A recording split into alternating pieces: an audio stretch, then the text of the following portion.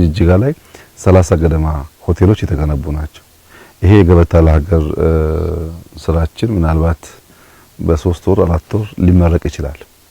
የገበታ ፕሮጀክት መቼም በየከተማው እያመጣ ያለው ተጨማሪ ቫልዩ በጣም የሚገርም ነው።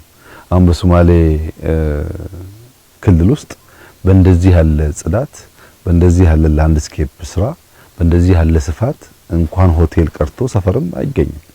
እያመጣ ያለው ቫልዩ ሲቪሊቲ ነው።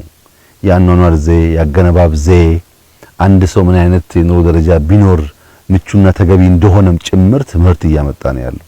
ይሄ ቦታ ሲጠናቀቅ በዚህ ከባቢ ያሉ የጎረቤት ሀገራት ካለም ጥርጥር እዚህ መጥተው መገልገላቸው አይቀርም እና ገበታ እዚህም አርባ ምንጭም ጅማም ጎርጎራም በየቦታው የሚታየው ትላልቅ ቫልዩ ነው በከባቢ ላይ ያመጣ ያለው። ይሄን በሶማሌ ተደግሞ በማየት በጣም ደስ ብሎኛል። ለሶማሌ ክልል በዚህ ሳይዝ በዚህ ልክ ትላልቅ ስብሰባ ሊካሄድበት የሚችል ብዙ ነገር በውስጡ የያዘ ቦታ ማየት ቀላል ነገር አይደለም።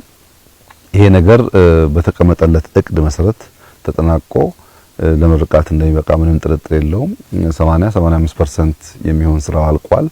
አሁን የማስማማር ስራ የቀራቸው ከጥቂት ወራት በኋላ ተመልሰን እንደምናስመርቅ ተስፋ አደርጋለሁ።